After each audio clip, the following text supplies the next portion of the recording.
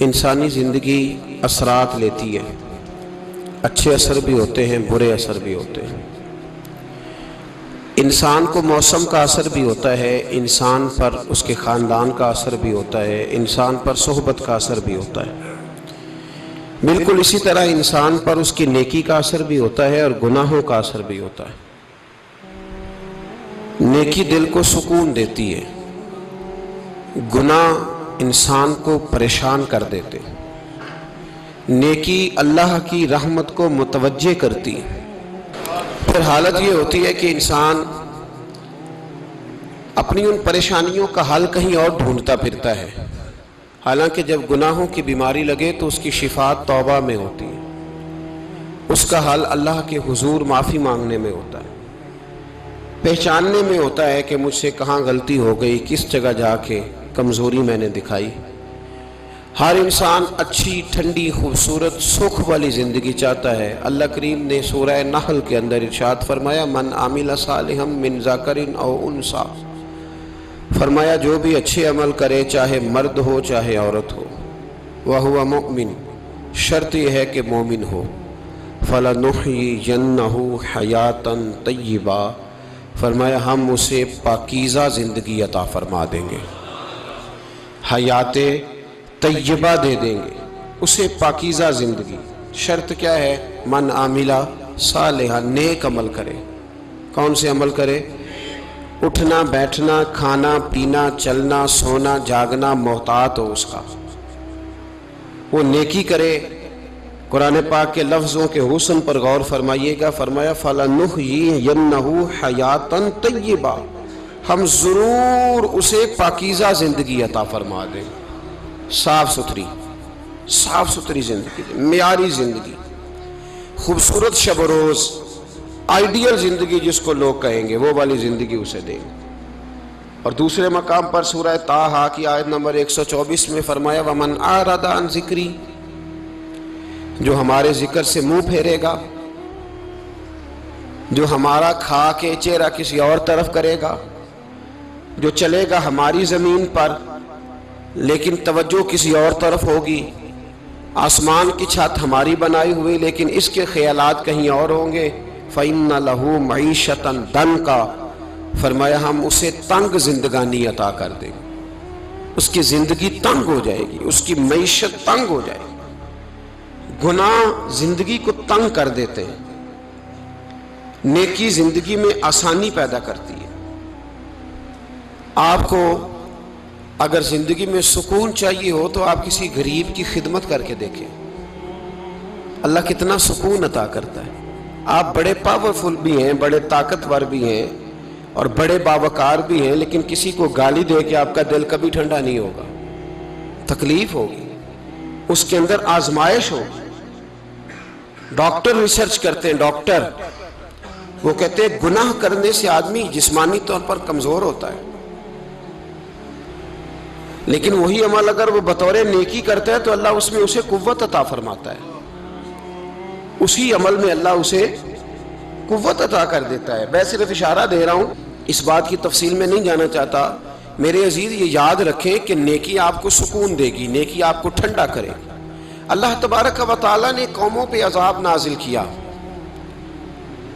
اور قرآن مجید فرقان حمید نے ان قوموں کے تذکرے بیان فرمائے۔ بھائی کس لیے بیان کیے؟ کہ ہم عبرت حاصل کریں، ہم یہ غور کر لیں کہ یہ کام ہم نے نہیں کرنا، اس کام سے ہم نے بچنا ہے، ہم نے غور کرنا ہے کہ یہ چیز ہمارے اندر۔ لوگ کہتے ہیں نہیں جی نہیں، ہم پہ یہ عذاب نہیں آئے گا، بالکل نہیں آئے گا، اس میں شک نہیں، پر اللہ نے بیان کس لیے کیا تھا؟ بیان کیا قرآن مجید معاذ اللہ کسی ایسی چیز کا بیان کرتا ہے جس کی ضرورت نہ ہو؟ قرآن پاک نے ایک ایک حرف ایسا بیان کیا جس کی مسلمان کو ضرورت تھی۔ قوم نوح کا ذکر فرمایا قرآن پاک نے، حضرت نوح علیہ السلام کی قوم کو حضرت نوح علیہ السلام نے 1500 سال سمجھایا ہے،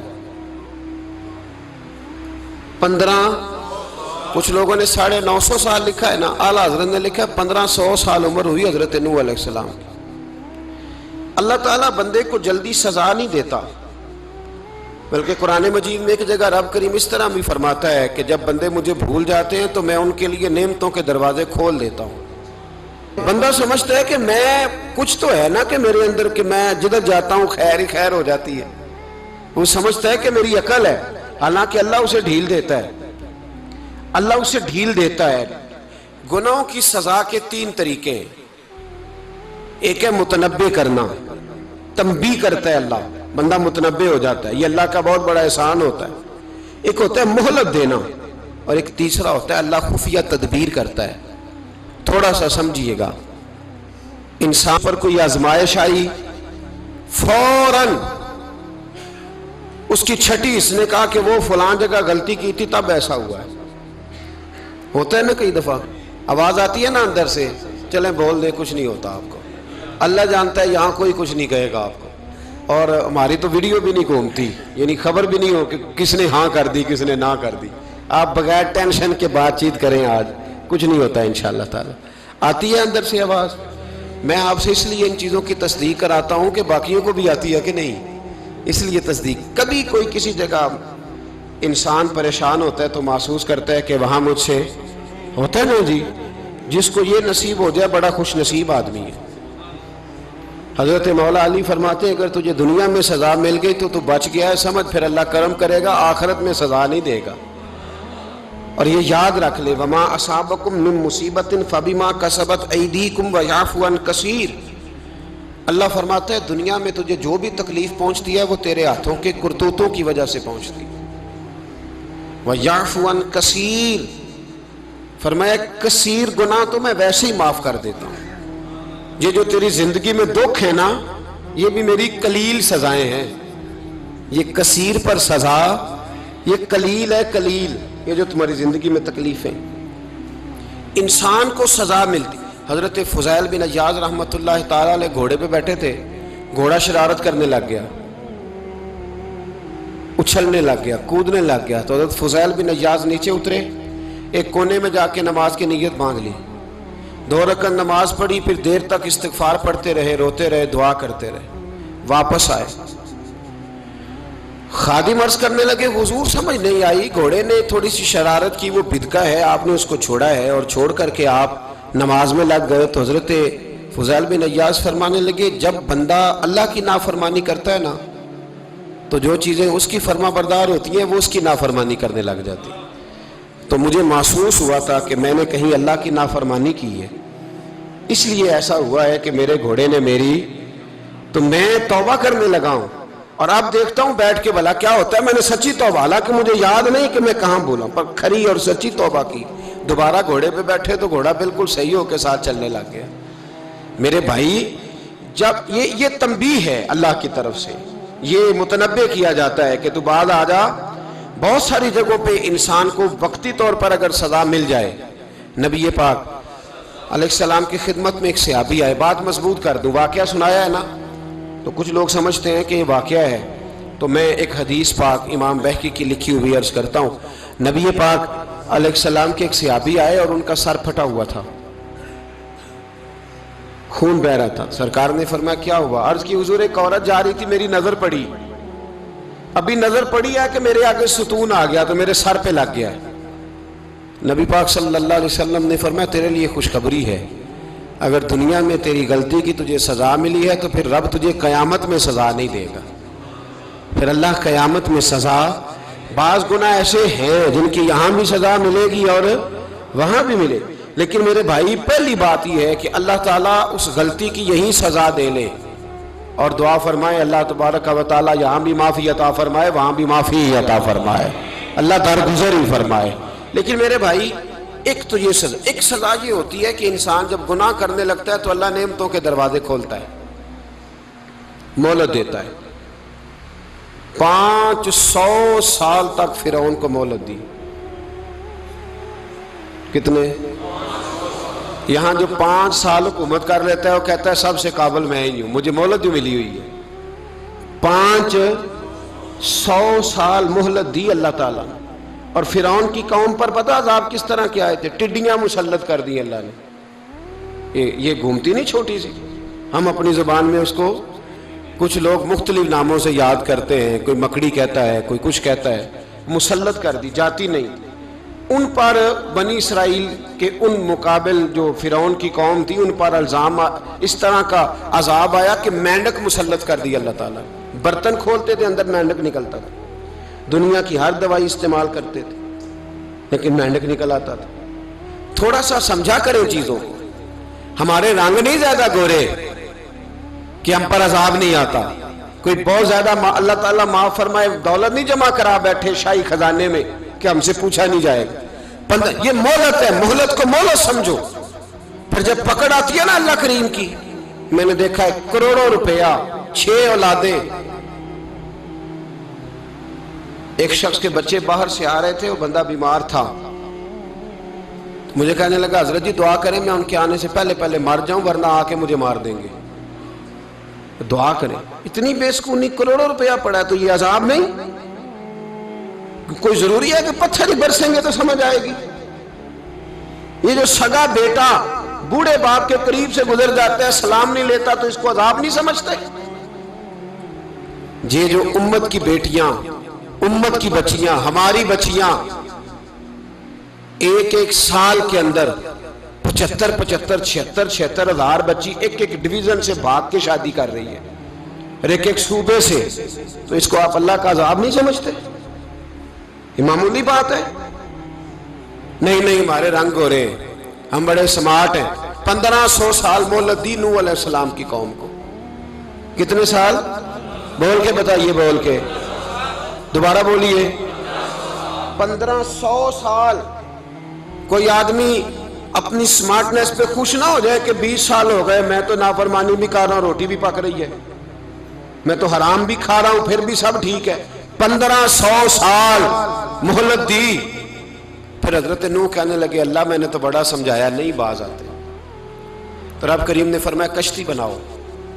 اللہ کے پیغمبر کشتی بنانے لگے تو قوم مذاق اڑانے لگ گئی. اب کیا کرنے لگے ہو؟ اب کشتی بنانے لگے ہو, خیر تو ہے, قوم مذاق اڑا رہی ہے. حضرت نوح علیہ السلام کا آپ نے کشتی بنائی, پانی کہاں سے نکلا, نہ بارشیں ہوئی نہ سیلاب آئے. ایک تندور تھا اس کے اندر سے پانی نکلنا شروع ہو گیا. کبھی تندور سے بھی پانی نکلا ہے, پر جب نکالنے والا چاہتا ہے تو وہاں سے بھی ایک تندور سے پانی نکلا. اتنا نکلا, اتنا نکلا, اتنا نکلا کہ قوم ساری ڈوب گئی. قرآن مجید کے صفحات شہادت دیں گے کہ حضرت نوح کی قوم کا بچہ بہ گیا. بچے صرف وہ تھے جو حضرت نوح کے ساتھ ہو گئے, تباہ ہو گئی. اللہ بے نیاز ہے, بے نیاز. 1500 سال مہلت ملے اور تو پھر بھی کہے رب بڑا کریم ہے معاف کر دے گا.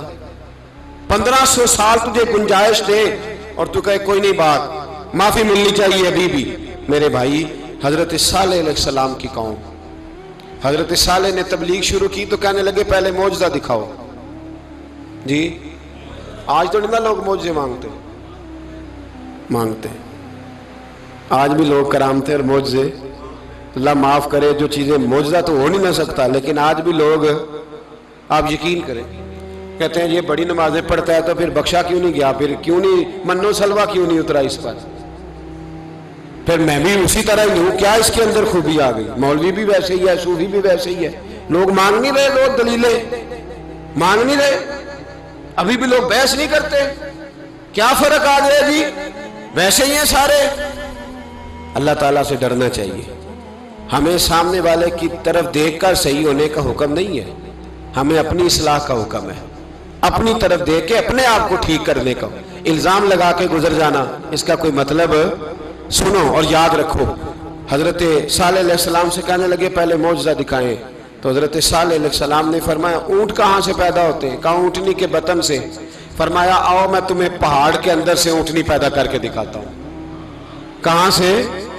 پہاڑ کے اندر سے. حضرت نوح ساتھ لے کے گئے تو پہاڑ کے اندر سے اونٹنی نکلی, اور اونٹنی بھی گابن تھی, اس کے پیٹ میں بچہ, اور اونٹنی اتنا دودھ دیتی تھی کہ ساری بستی دودھ پی جاتی تھی, پھر بھی دودھ بچ جایا کرتا تھا.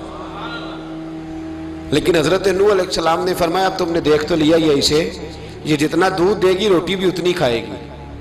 ایک دن تم سارے پانی پیو گے, ایک دن یہ سارا پانی پیا کرے گی. ایک دن تم سارے باقی جانوروں کو گھاس کھلاؤ گے, ایک دن یہ اونٹنی, اور اونٹنی کا نام کیا؟ ناقۃ اللہ. اللہ کی اونٹنی. کس کی اونٹنی؟ نام کیا ہے؟ اللہ کی. یہ اللہ کی اونٹنی ہے. تو حضرت نوح علیہ السلام کی اونٹنی فرمایا اس کی بے ادبی نہ کرنا. باز نہیں آئے لوگ، باز نہیں آئے. کہنے لگا جی دودھ دینا تو ٹھیک ہے، پر یہ جو سارا پانی پی جاتی ہے نا یہ صحیح نہیں. یہ جو ساری گھاس کھا جاتی ہے یہ نہیں ٹھیک. دودھ دینا تو ٹھیک ہے پر یہ نہیں صحیح. آپ نے فرمایا اسے کچھ نہ کہنا، اللہ کی اونٹنی ہے. میں کہا کرتا ہوں ان لوگوں نے ناقۃ اللہ کی بے ادبی کی. حضرت نوح علیہ السلام کی اونٹنی کی ٹانگیں کاٹ دی، صالح علیہ السلام کی. اور دیکھو اللہ بڑا بے نیاز ہے، اگر پیدا کرنا جانتا ہے تو حفاظت کرنی نہیں جانتا. لیکن رب کریم نے فرمایا نہ کرنا. انہوں نے ان کے پیر کاٹ دیے، کانوں پہ چھریاں لگائیں. اونٹنی جب مر گئی، اونٹنی اللہ تبارک و تعالیٰ کی وہ اونٹنی جب مر گئی تو حضرت صالح علیہ السلام کی قوم پر رب کریم نے زلزلہ بھیجا. اذا زلزلت الارض زلزالہا. جب زلزلے آئیں گے اور جب ان کا زلزلہ آنا زلزلہ آتا ہے نا، کیا کرتی ہے قوم؟ لا الہ الا اللہ، لا الہ الا اللہ، کلمے جاری ہو جاتے ہیں. بلکہ ایک دفعہ ایسا بھی ہوا کہ مسجدوں میں اعلان ہونے لگے زلزلہ آ رہا ہے. جو فجر کے لیے نہیں اٹھے زلزلے کے لیے وہ بھی اٹھ گئے. جن کا دعویٰ ہے نا میری سویرے آنکھ نہیں کھلتی، ان کی لگی نہیں کتنے گھنٹے، بعد میں بھی نہیں لگی. ٹی وی پہ اعلان ہوتے رہے کوئی نہیں آ رہا سو جاؤ چپ کر کے، لیکن آنکھ لگی. موت سے تو ڈرتا ہے، اللہ سے ڈرتا ہی نہیں. موت کا خوف ہے رب کا نہیں. زلزلہ آیا ساری قوم تباہ ہو گئی. بتاؤ اگر ناقت اللہ کی گستاخی ہو تو اللہ ناراض ہو جاتا ہے، اور اگر اولیاء اللہ کی ہو، اگر اولیاء اللہ کی ہو تو رب ناراض نہیں ہوتا. شرم نہیں آتی لوگوں کو داتا صاحب کی بے ادبی کرتے، شرم نہیں آتی لوگوں کو غوث اعظم کی گستاخی کرتے، حیا نہیں آتی جنہوں نے دین پھیلایا ان کی بے ادبی. میں درد سے کہتا ہوں، رو کے کہتا ہوں، اور اگر کلیجہ پھٹ سکے تو میں دکھاؤں زخم کتنے. ایک حج کے موقع پر ایک بابا جی، اس سال 4,80,000 روپے کا پرائیویٹ حج تھا، اور بابا جی کی کیفیت کمزور تھی، بیچارے بیمار تھے. اس کے باوجود وہ گئے. بوڑھے آدمی، جا کے بیٹھیے، بزرگ.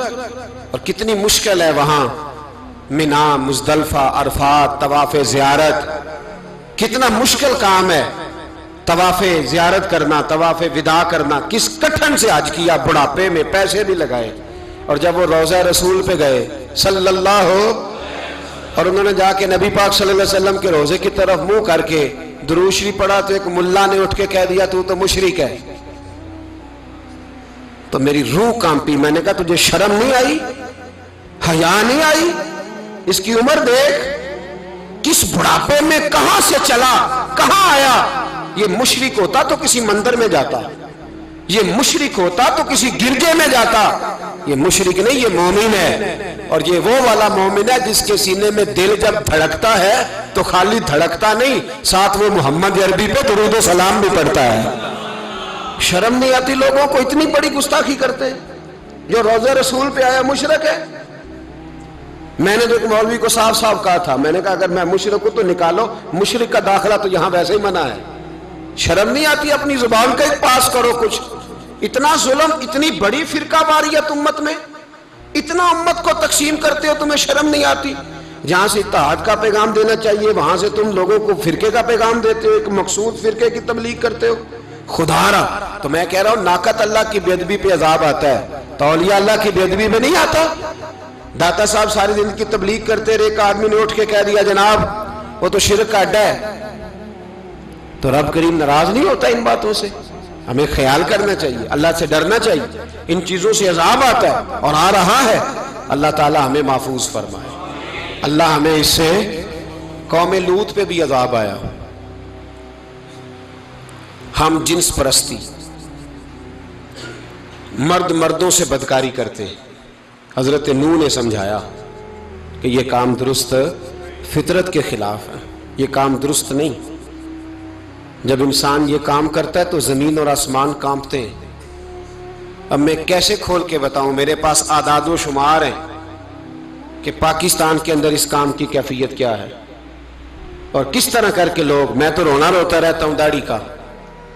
لوگ کئی دفعہ کہتے ہیں حضرت صاحب پہلے بھی آئے تھے تو داڑھی کی بات، پھر بھی آئے تو داڑھی کی بات، تو میں رونا روتا ہوں. اس لیے روتا ہوں کہ جو کلین شیو نوجوان ہوتا ہے وہ امرد کے حکم میں ہے، اس پر وہی حکم لگتا ہے جو عورت پہ لگتا ہے، اس کے ساتھ مرد کا اٹھنا بیٹھنا اسی طرح ناجائز ہے جس طرح عورت کے ساتھ۔ حضرت جنید بغدادی رحمت اللہ تعالیٰ علیہ کے سامنے ایک شخص نے کہا وہ کتنا خوبصورت نوجوان جا رہا ہے، تو آپ فرمانے لگے تو حافظ قرآن نہیں؟ کہا ہاں۔ فرمانے لگے جا اپنے حفظ کی خیر منا۔ وہ شخص کہتا ہے میں نے اس بغیر داڑھی والے کلین شیو نوجوان کو بری نظر سے دیکھا، مجھے قرآن پاک ہی بھول گیا، سارا قرآن پاک بھول گیا۔ اور کتنے سال میں دعائیں کرتا رہا، بیت اللہ کے طواف کرتا رہا، میں یاد بھی کرتا تو نہیں ہوتا۔ کیسے اب تو ہمارا نعت کہاں بیوٹی پارلر سے ہو کے آتا ہے، ہم کسی اور کو کیا پیغام دیں؟ وہ پیغام، وہ نظام، وہ طریقہ کار جس کا حکم تھا شریعت میں، قوم لوط پر عذاب آیا۔ صحیح بیٹھتے ہوں گے بچے جو موٹر سائیکلوں پہ بیٹھتے ہیں، میں نے گجرانوالہ کی سڑکوں پہ بچوں کو، نوجوانوں کو جو تماشے کرتے سرے عام دیکھا ہے تو مجھے ڈر لگتا ہے، اور کوئی روکنے والا نہیں، شغل ہو رہا ہے، ہنس رہے ہیں، اور سامنے عورتیں بھی ہیں، سب ہو رہا ہے۔ کتنی تکلیف کی بات۔ حضرت نوح کی قوم یہ کام کرتی تھی، قرآن پاک نے بیان کیا ہے۔ حضرت نوح نے سمجھایا، فرمایا رب کریم نے تمہیں اپنی خواہش پوری کرنے کے لیے جائز طریقہ عطا فرمایا، عورتوں سے نکاح کرو، اور اس نکاح کی برکت سے جو اللہ تمہیں اولاد دے گا اس کو اللہ تبارک و تعالیٰ تمہارے لیے باعث بخشش بھی فرمائے گا۔ لیکن جب قوم نہ مانی تو جو قوم لوط کا عمل کرے اس کا علاج قرآن نے بیان فرمایا کہ آسمان سے پتھر برسیں گے، پھر پتھر برسے، اور جن کے بڑے بڑے اچھے دماغ تھے ان کے دماغ چکنا چور کر دیے گئے، تباہ کر دیے گئے، ان کے دماغ زمین پر بچھاڑ دیا گیا۔ اللہ مہلت دیتا ہے، لیکن اس کا مطلب یہ نہیں کہ انسان توبہ ہی نہ کرے۔ حضرت شعیب علیہ السلام کی قوم پر بھی عذاب آیا، اس لیے کہ بددیانتی کرتی تھی، ناپ تول میں کمی کرتی تھی۔ میں نے کہا تھا شب قدر کی رات کہ یہ کوئی تماشا ہے کہ شب رات آئی تو ساری رات روتے رہے، یا اللہ معاف کر دے، یا اللہ معاف کر دے، رو رو کے چیخے مار مار روئے۔ شب قدر آئی تو پھر چیخے ماری، ساری رات روئے۔ تو جس بندے کا پروگرام ہی نہیں سویرے بدلنے کا، دکان پہ بیٹھ کے پھر وہی ناپ تول میں کمی، پھر وہ اللہ تعالیٰ معاف کرے۔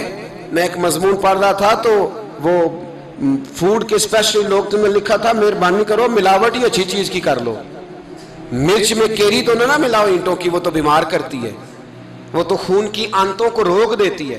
وہ کہنے لگا، اور وہ کہتا ہے میں تمہیں بتاتا ہوں کون کون سی چیز ملائی جا سکتی ہے، وہ ملا لو۔ خدا را اس قوم پہ رحم کرو، مہربانی۔ ایک دوست ہے ہمارے، میں وزیر آباد میں ان کے گھر بیٹھا تھا تو ایک میڈیکل، میرا کسی شخص پہ اعتراض کرنے کا میں مجموعی بات کرتا ہوں۔ میں ایسے ڈاکٹروں کو جانتا ہوں جو اللہ تعالیٰ فضل کرے سچ مچ کے نیک ہیں، اچھے لوگ۔ تو بچے کا میڈیکل سٹور ہے، تو والد بیمار ہو گیا، تو وہ کہتا ہے ابا جی ڈاکٹر صاحب نے کہا آپ کو ڈرپ لگنی ہے، تو سگے باپ کو ڈرپ لگانے لگا، تو باپ کیا کہتا ہے پتر تیری مہربانی مینو کوئی اصلی لائی، وہ نہ لائیں جڑی لوکاں نو لانا ہے۔ اب وہ پیار سے سنا رہا ہے بات۔ میں نے اسے کہا کہ یہ تو ڈوب مرنے کا مقام ہے نا، ڈوب مرنے کا مقام، کہ جس ملک کے اندر دوائی بھی صحیح نہ بکے، اصلی نہ ملے دوائی بھی، اور پھر وہ قوم کہے کہ ہم نے تو پورے روزے رکھے، ہم نے تو بڑا صدقہ اور خیرات کیا، دوائی بھی اصل نہ ملے۔ جناب شعیب علیہ السلام کی قوم ناپ تول میں کمی کرتی تھی، تو اللہ تبارک و تعالیٰ نے ان پر بتا عذاب کس طرح کا بھیجا، شدید گرمی ہوئی۔ اللہ ہمیں محفوظ فرمائے، سارے آمین کہہ دیا۔ دیکھیں کتنا اچھا موسم کر دیا رب کریم، اللہ ہمیں محفوظ فرمائے، اللہ رحمت فرمائے۔ شدید گرمی کی لہر آئی، باہر اتنی گرمی ہوئی کہ لوگ اپنے گھروں میں گھس گئے، جس طرح سورج کی شعائیں گھروں کے اندر داخل ہو جاتی ہے، اس طرح گرمی کی لہر اندر داخل ہوئی، اور جس طرح کسی کو آگ لگ جائے تو وہ آدمی اچھلتا کودتا ہے نا، اس طرح یہ لوگ اچھلنے لگے اور اچھل کود کے مر گئے۔ جرم کیا تھا؟ ناپ تول میں کمی کرتے۔ حضرت داؤد کی قوم بھی تباہ ہوئی، جرم کیا تھا؟ ہفتے والے دن مچھلیاں نہیں پکڑنی تو یہ پکڑتے تھے۔ حکم ہے نا مسلمان کو نماز کے ٹائم کوئی اور کام نہیں کرنا، نماز پڑھنی ہے۔ میرا خیال ہے مسلمان تو فٹافٹ آ جاتے ہیں، سارے ہی پہنچ جاتے ہیں نا مسجدوں میں۔ ہلکا ہلکا بول رہے ہیں آپ، کیوں نہیں پہنچتے؟ اگر حضرت سیدنا، اور پتہ انہیں سزا کیا ملی؟ اللہ نے فرمایا اس ٹائم عبادت کرنی ہے، کام نہیں کرنا، وقت نہیں ہے کام کا۔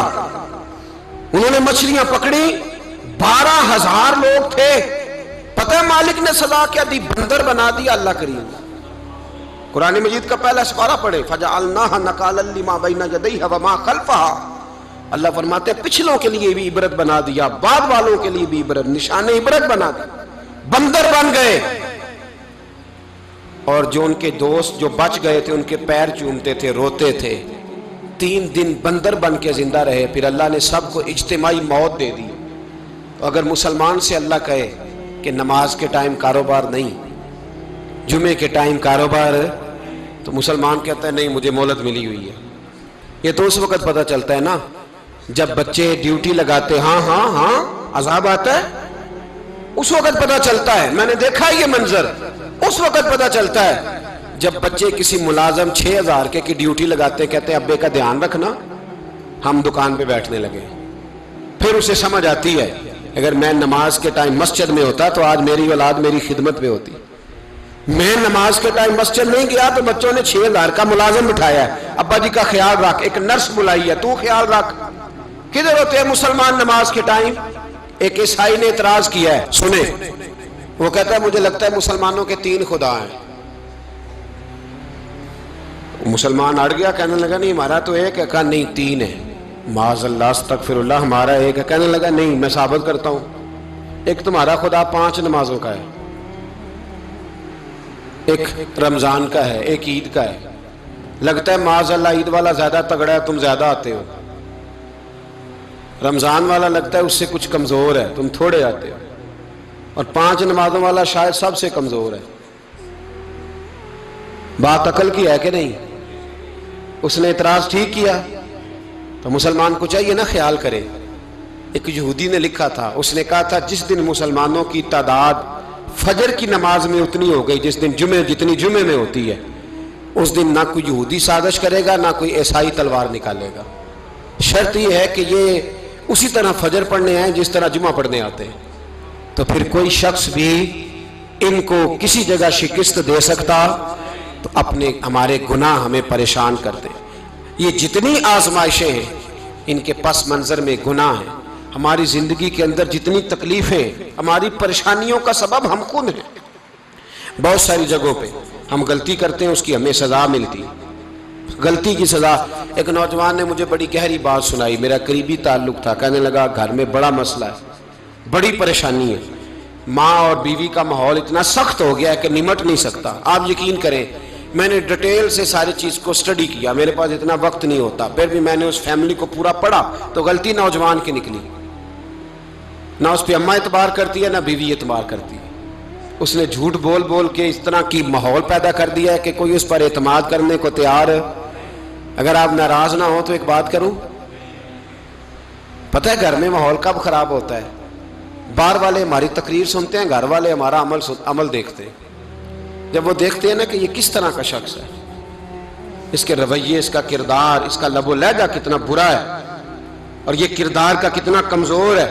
اعلیٰ حضرت فرمایا کرتے تھے نیک وہ ہوتا ہے جس کی تنہائی صاف ستھری ہوتی ہے، اس لیے ماحول بگڑ جاتا ہے۔ یہ جو ہم کہتے ہیں نا میرے سجن بڑے بنتے ہیں پھر ٹوٹ جاتے ہیں، کچھ لوگ ایسے ہوتے ہیں جو ان کے پاس جاتا ہے انہی کا ہو جاتا ہے، وہ کہیں اور کے قابل کیوں بھلا؟ اس لیے کہ ان کے کردار میں ٹھنڈک دیکھتا ہے، ان کے لب و لہجے میں مٹھاس دیکھتا ہے، اس شخص میں اتنی خوبصورتی دیکھتا ہے کہ اسی کا بن جاتا ہے۔ حضرت ابراہیم بن ادم کے پاس ایک نوجوان آیا، کہنے لگا میں گناہ کرنا چاہتا ہوں، فرمانے لگا بالکل کر، اللہ کا دیا ہوا رزق کھانا چھوڑ دے اور گناہ کر۔ کہنے لگا یہ نہیں ہو سکتا، فرمانے لگے چل پھر اس طرح کر، رب کی زمین پہ نہ رہ، کسی اور کی زمین پہ چلا جا۔ کہنے لگا یہ بھی نہیں ہو سکتا، فرمانے لگے چل اللہ کی چھت سے نکل جا۔ کہنے لگا یہ بھی نہیں ہو سکتا، تو آپ رو پڑے۔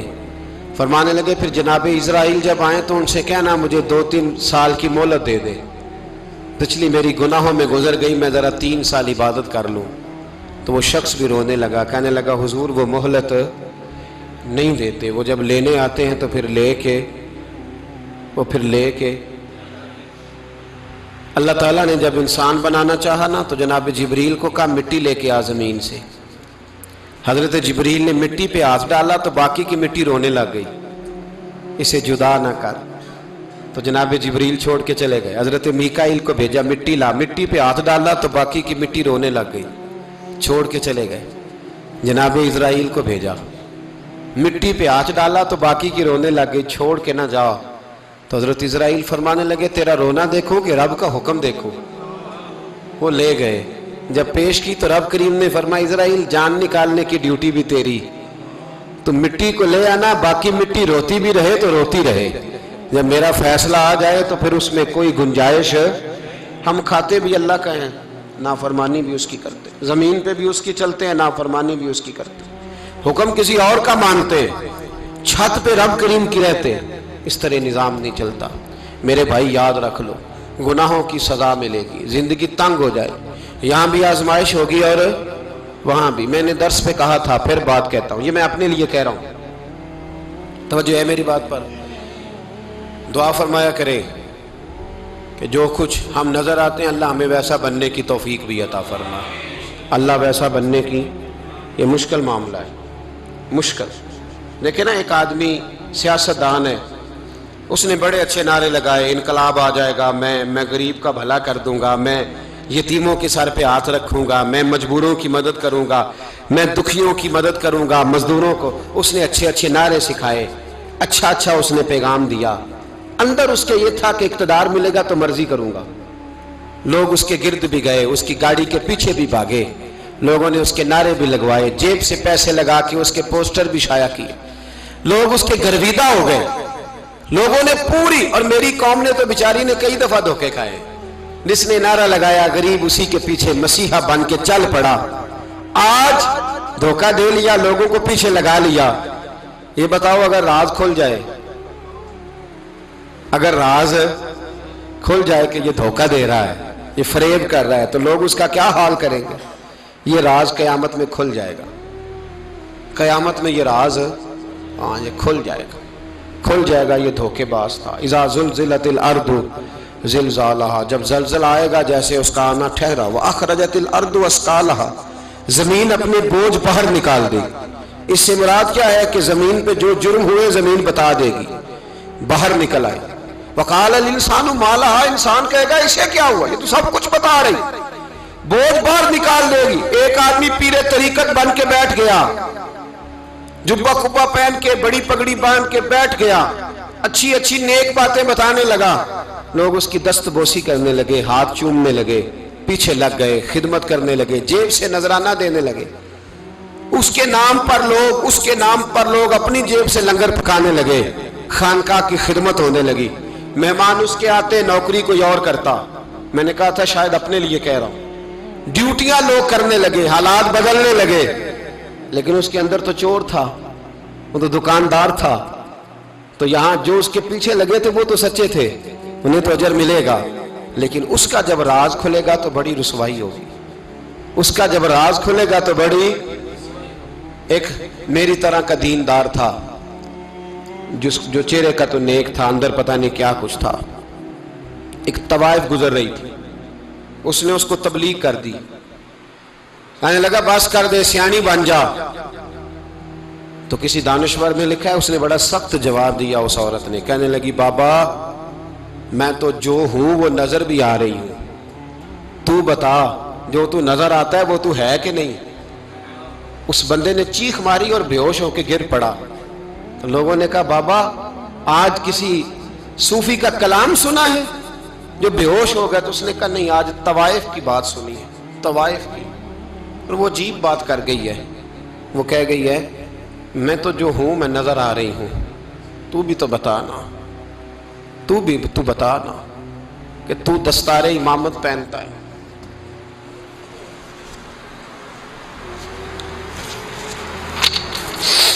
تو بتا تو جو کہلاتا ہے تو وہ ہے کہ نہیں۔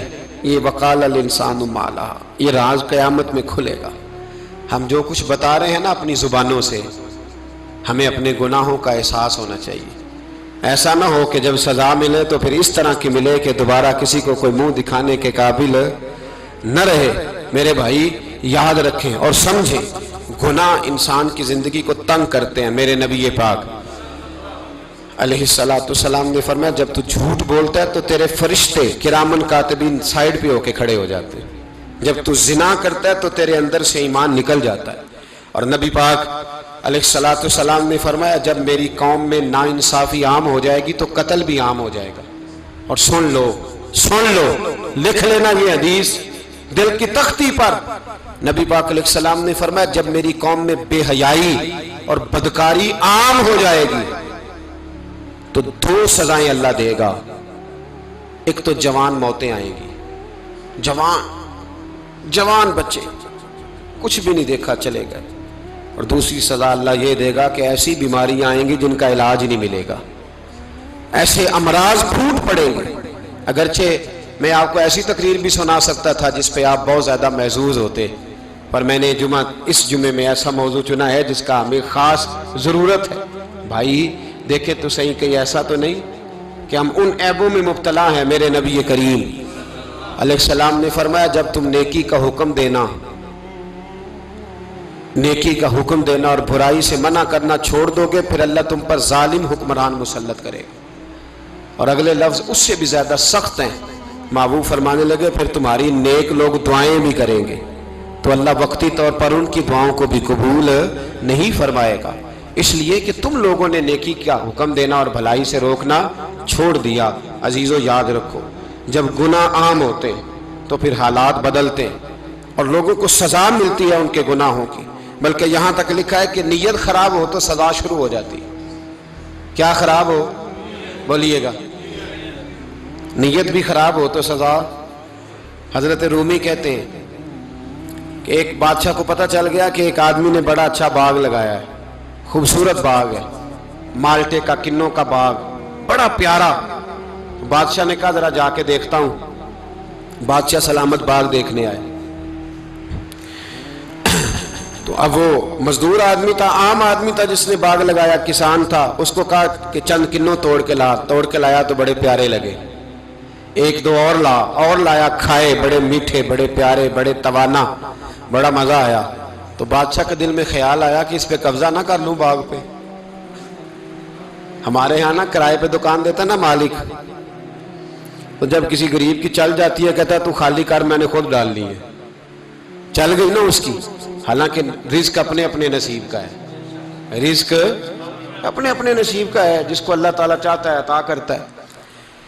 तो उसको कहा कि और तोड़ के ला, और दिल में ख्याल है कि यार इतना अच्छा बाग है, कब्जा कर लेते हैं। हमारी हुकूमतें कब्जा कर लेती है कि कोई चीज अच्छी लग जाए। अब वो किसान 2-3 किन्नों तोड़ के लाया, उसने खाए तो खट्टे निकले, तुर्श थे। कहने लगा तुझे क्या हो गया है? तो बंदा बड़ा साहिब दिल था, कहने लगा मैं तो ठीक हूं, आप अपनी नीयत से पूछें कहीं खराब तो नहीं हो गई। तो किन्नों में भी उसका असर आ गया है, अपनी नीयत, तो नीयतें बिगड़ जाए ना, नीयतें। अब एक बात कहने लगा हूं, गौर से सुनना। जब तक दो भाई इकट्ठे कारोबार करते हैं, नीयत होती है कि हमारा घर चलेगा, तब तक अल्लाह बरकत देता है। और जब अपनी अपनी जेबें समेटने लग जाते हैं ना कि ये मेरा 5,000 है, आज मैं गया था उगराई करने, ये मेरा 10,000 है, आज मैंने मेहनत ज्यादा की, जब वो टटोलने लगते हैं फिर उस दुकान से भी बरकत उठ जाती है, फिर वहां से भी बरकत चली जाती है। फ़इन्ना लहू मईशतन दन का, फरमाया जब तू में मुंह फेर लेता है फिर तेरी जिंदगी अल्लाह तंग कर देता, फिर वहां से भी बरकत, खूबसूरती, असर उठ जाता है। एक सुनार ने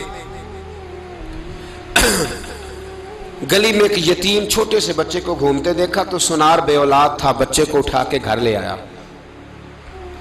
18 साल उस बच्चे की परवरिश की, उसको पाला पोसा, जवान किया। सुनार के पास वो दुकान पे चला जाता, वो कई दफ़ा दुकान पे रहता, कई दफ़ा घर में रहता। एक दफ़ा वो दुकान पे था, बच्चा घर था, 18 साल का जवान, उसकी बीवी अकेली थी। वो जिसने माँ बन के पाला था उसने उसी पे हमला कर दिया, उसका बाजू बुरी नीयत से थामा, बीवी चीखी। थोड़ी देर गुजरी तो वो नौजवान पैरों में बैठ गया, कहने लगा अम्मा पता नहीं मुझे क्या हुआ। शाम को सुनार आया, बीवी चीखने लगी, चिल्लाने लगी, कहने लगी आज अजीब बात हुई, जिसको मैंने जिगर का खून दे दे के पाला उसी ने गंदी नजर डाली। सुनार महवे हैरत है, बीवी का ख्याल था कि लाठ उठाएगा, डंडा उठाएगा, नौजवान को मारेगा, लेकिन वो रोने लग गया। اس نے کہا آج اس نے میرا بازو تھاما ہے، جانے کیا کیا ہے؟ پریشان ہونے لگ گیا، سجدے میں گر گیا۔ کہا تو بتاتا کیوں نہیں؟ تو وہ سنار کہنے لگا اس کی غلطی نہیں، 18 سال کے بعد آج مجھ پر بھی شیطان سوار ہوا تھا۔ ایک عورت آئی تھی، وہ اپنے بازوؤں میں چوڑیاں پہننا چاہتی تھی تو میں نے بھی گندی نظر سے ہاتھ ڈالا تھا، رب کریم نے مجھے فوراً اس کی سزا دی۔ جن کے گھروں میں بیٹیاں ہوتی ہیں ان کی نظریں گندی نہیں ہوتی، جو بیٹیوں کے باپ ہوتے ہیں، جو بہنوں کے بھائی ہوتے ہیں، ان کی نظریں گندی۔ اور اگر تو ٹیلی فون کرتا ہے، تو کسی عورت کے ساتھ تعلق رکھتا ہے، تو یہ بات لکھ لے، امام فخر الدین رازی 1، علامہ اسماعیل حقی 2، ملا جلال الدین رومی 3، امام خازن 4، امام جلال الدین سیوطی 5 حدیث کے استاد اور محدث لکھتے ہیں کہ اگر تو کسی پر گندی نظر ڈالے گا تو تیرا گھر بچ سکتا، یاد رکھ، نہیں بچے گا، اس لیے کہ تیری نظر کسی کی بیٹی کو بیٹی سمجھ تاکہ تیری بچی کا پردہ قائم رہے، کسی کی بہن کو، یہ کیا بات ہوئی کہ تو جتنا مرضی گند معاشرے میں پھیلاتا رہے تیرا گھر بچا رہے، یہ کیسے ہو سکتا ہے؟ فَإِنَّ لَهُ مَعِيشَةً ضَنْكَ، اللہ فرماتے ہیں زندگی تنگ ہو جائے گی تیرے لیے مشکل، تو ڈھونڈتا پھرے گا کہ میں مرنے کو جگہ تلاش کروں۔ سچی توبہ کریں، کھری توبہ کریں، یہ گناہ انسان کو مجبور کر دیتے ہیں۔ حضرت عبداللہ بن مبارک رحمۃ اللہ تعالی علیہ، ان کے سینکڑوں شاگرد تھے، ایک شاگرد کے انتقال کا وقت آیا تو گھر گئے ملنے، آپ کہتے ہیں میں نے زور لگا لیا پر اس کی زبان پر کلمہ جاری نہیں ہوا، میں اسے کہتا کلمہ پڑھ پر اس کی زبان پر جاری، اللہ اکبر، بہت بڑی نعمت ہے، دعا فرمائیں اللہ ایمان کی موت عطا فرمائے، ایمان کی موت دے اللہ کریم، ایمان کی موت دے۔ ایسے بھی لوگ دیکھے ہیں، مسجد نبوی ہے، رسول اللہ کا شہر ہے، سر سجدے میں ہے، روح پرواز کر گئی، روح پر کتنا نصیبوں والا ہے، کتنا نصیبوں والا ہے کہ مسجد نبوی میں سر سجدے میں رکھا ہے اور اللہ تبارک و تعالیٰ نے محبوب کے قدموں میں موت عطا فرمائی۔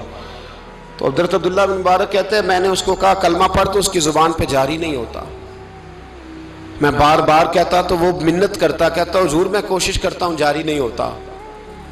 فرماتے میں پریشان ہو کے اٹھا، ابھی میں دروازے پہ پہنچا تھا، اس نے چیخ ماری اور روح پرواز کر گئی، بچے رونے لگے، بیوی رونے لگی، تو میں نے اس کی بیوی سے کہا کہ یہ جرم کیا کرتا تھا، اتنا بڑا پاپی پہ کلمہ جاری نہیں ہوا۔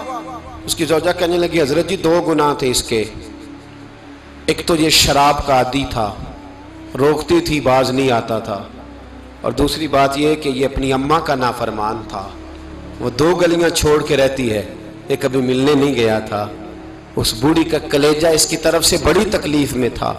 تو حضرت عبداللہ بن مبارک کہنے لگے جا تو بھی دعا کر اور اس کی ماں کو بھی کہہ دعا کرے کہ یہاں تو یہ کلمہ نہیں اسے نصیب ہوا، اللہ کرے اللہ آخرت کی منزلیں اس کی بہتر فرما دے۔ میرے بھائی ایسے گناہ، حضرت مالک بن دینار نے توبہ کی انہوں نے، کس طرح؟ فرماتے میں نشے کا عادی تھا، کسی نے مجھے کہا کہ بطور دوائی شراب پی لو تو میں نے پی لی، نشے کا عادی تھا، شراب پیتا تھا۔ اللہ تعالیٰ نے بڑی منتوں اور کوششوں کے بعد، منتوں کے بعد ایک بیٹی عطا فرمائی، وہ بھی 2.5-3 سال کی ہوئی تو پردہ کر گئی۔ کہتے میں اس کی قبر پہ بیٹھ کے گھنٹوں روتا، شراب کا عادی تھا۔ ایک دن سویا تو خواب دیکھتا ہوں کہ میرے پیچھے ایک بڑا سانپ لگ گیا ہے، اور سانپ جب منہ کھولتا ہے تو انگارہ نکلتا ہے، میں پھر دعا کرتا ہوں اللہ ہمیں معاف فرمائے، اللہ ہم سے درگزر۔ میں کچھ قبرستانوں میں جاتا ہوں تو میں سانپ بچھو پھرتے ہوئے دیکھتا ہوں اور ڈر آتا ہے کہ ہم یہاں آنے والے ہیں، یہ لوگ کہہ رہے ہیں کہ تمہاری تیاری ہے، کسی وقت بھی اعلان ہو جائے گا کہ چلو بھائی چلو فلاں صاحب کا جنازہ ہے، اٹھو، لوگ کہتے ہیں جلدی کرو، اور ایک کونے میں ایک شخص یہ بھی کہتا ہے کہ دیگ بھی رکھ لو مہمان بڑے جمع ہو گئے، اور ایک کونے میں لوگ یہ بھی کہتے ہیں کہ برف ٹھنڈی لے آؤ، لوگوں نے پانی بھی پینا ہے۔ پہلے اعلان ہوتا ہے کہ فلاں فوت ہو گیا، پھر اعلان ہوتا ہے جنازے کا ٹائم ہو گیا، پھر اعلان ہوتا ہے جنازہ اٹھایا جائے گا، اور پھر بات ختم ہو جاتی ہے، پھر کل من علیہ فان، پھر کوئی نہیں پوچھنے آتا، ختم ہو گئے، قصہ ہی ختم ہو گیا، ان لوگوں کی کہانی مٹ گئی، ختم ہو گئے، بڑے بڑے کج کلا، کوئی پوچھنے والا نہیں، موت کا راج ہے موت کا راج. موت راج کرتی ہے بس، اور کسی کا راج نہیں. وہ راج کرتی ہے، جدھر جاتی ہے اسی کا راج ہے، راج کر رہی ہے. تو حضرت مالک بن دینار کہتے ہیں قبرستان میں نے دیکھا، میں خواب دیکھتا ہوں، بڑا اژدہا، اس کے منہ کے اندر آگ میرا پیچھا کر رہا ہے. کہتے میں خواب دیکھ رہا ہوں. میں دوڑا، لیکن وہ اژدہا جب میں دوڑا تو میرے آگے آ کے کھڑا ہو گیا. میں مشرق کو دوڑا تو وہاں بھی آ گیا، مغرب کو دوڑا تو وہاں بھی آ گیا. جناب مالک بن دینار کہتے ہیں ایک بوڑھا شخص کمزور مجھے بچانے آیا، پر اس اژدہا نے پھونک ماری تو وہ بوڑھا آدمی دور جا گرا. کہتے میں چیختا تھا، چلاتا تھا. ایک پہاڑی پہ میں بھاگا گیا تو وہاں مجھے میری بیٹی ملی، مجھے فوت ہو گئی. وہ اس اژدہے کے آگے اس نے یوں ہاتھ کیا تو اژدہا پیچھے بھاگ گیا. میں نے بیٹی کو گود میں اٹھایا، میں نے کہا بیٹی یہ کون تھا؟ کہنے لگی ابا یہ تیرا برا عمل تھا، یہ تیرا برا عمل تھا، یہ تجھے کھا جاتا اگر میں نہ ہوتی. تو کہا یہ بوڑھا جو مجھے بچانے آیا یہ کون تھا؟ کہا یہ تیرا اچھا عمل تھا، پر کمزور بڑا تھا، تھوڑا تھا، یہ تیرے برے عمل کا مقابلہ کرنے کی ہمت نہیں رکھتا تھا. حضرت مالک بن دینار کہتے ہیں میری بیٹی نے خواب میں میری داڑھی پکڑ لی اور کہنے لگی ابا میں چاہتی ہوں تو صحیح ہو جا، ایسا نہ ہو کہ پھر تیرے پیچھے یہ اژدہا لگ جائے. حضرت مالک بن دینار کہتے ہیں جب میں سو کے اٹھا تو میری داڑھی آنسوؤں سے بھری ہوئی تھی. پھر اس کے بعد میں نے توبہ کی، اس طرح کی توبہ کی کہ پھر میں نے کوشش کی کہ دوبارہ میں اپنے رب کی نافرمانی نہ کروں. حضرت عبداللہ ابن عباس فرماتے تھے جو دنیا میں ہنس ہنس کے گناہ کرتے ہیں نا، ہنس ہنس کے جھوٹ ہنس ہنس کے بولتے ہیں، ہنس ہنس کے لوگوں کی غیبت کرتے ہیں، فرمایا یہ جو تمہیں ہنس ہنس کے گناہ کرتے نظر آتے ہیں ان کا رونا قیامت میں دیکھا نہیں جائے گا، ان کے آنسو قیامت میں دیکھے نہیں جائے. جو ہنس ہنس کے گناہ کرتے یہ روئیں گے. فَلْيَضْحَكُوا قَلِيلًا وَلْيَبْكُوا كَثِيرًا. رب فرماتا ہے زیادہ رویا کرو، کم ہنسا کرو. نبی پاک علیہ السلام روتے تو صحابہ کہتے حضور آپ اتنا کیوں روتے ہیں؟ تو محبوب فرماتے جو میں جانتا ہوں وہ تم نہیں جانتے. بھائیو قبروں میں اکیلے جانا ہے، کبھی غور کرنا، اکیلے کوئی بندہ ساتھ حساب دینے نہیں جائے گا. اماں بڑا پیار کرتی ہے لیکن قبر میں کبھی کوئی ماں بھی ساتھ دفن نہیں ہوتی. اپنا اپنا حساب دینا ہے. مشکل وقت ہے، حساب کر لینا چاہیے، تیاری کر کے رکھنی چاہیے. گناہ اگر یہاں ہماری زندگی کو تنگ کریں گے تو وہاں بھی ہمارے لیے مشکلات پیدا کریں. نبی کریم علیہ السلام نے فرمایا ہے کہ اللہ بڑا مہربان ہے، اللہ بڑا کریم ہے، اللہ بڑا ستار ہے. اور یاد رکھو جب کوئی اس کی ریٹ کو چیلنج کرے، جب کوئی اس کے قانون کو توڑے، جب کوئی اللہ کی اعلانیہ نافرمانی کرے، پھر رب کریم کی غیرت کو، اس کے عدل کو جوش آتا ہے. توبہ کرے سچی، مسجد کی حاضری دے پابندی کے ساتھ. میری آپ سے ہمیشہ یہ گزارش رہتی ہے کہ مسجد کی حاضری پابندی سے دیں. میں اپیل کرتا ہوں داڑھی رکھ لیں، یہ میرے نبی کا طریقہ ہے صلی اللہ تعالی علیہ. واپس آ جائیں.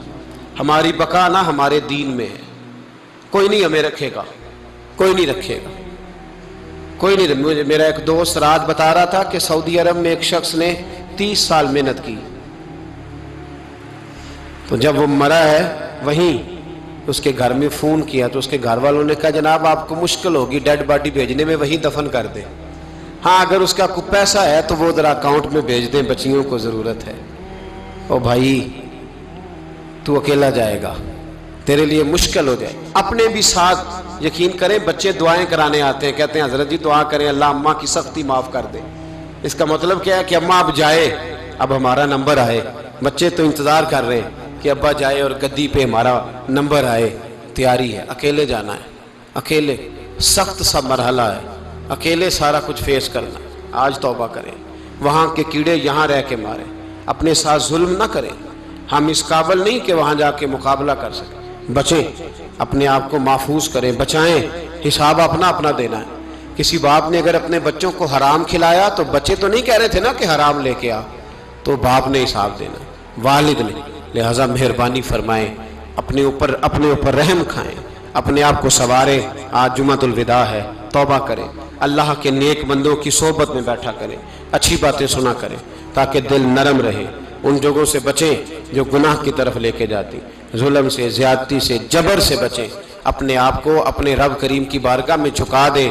ہمارا کہیں اور گزارا نہیں، کوئی نہیں ہمیں پوچھے گا۔ اقبال رو پڑے آخری عمر میں، رو پڑے اور اللہ کی بارگاہ میں عرض کرنے لگے، نہ جہاں میں کہیں بھی امان ملی، جو امان ملی تو کہاں ملی، میرے جرم خانہ خراب تیرے عفو بندہ نواز میں، پناہ صرف اللہ رسول کی بارگاہ میں، باقی کوئی پناہ دینے کو تیار نہیں ہے۔ دعا کرتا ہوں اللہ کی بارگاہ میں اللہ ہمیں سچی توبہ کی توفیق عطا فرمائے۔ آخر دعوانا ان الحمدللہ۔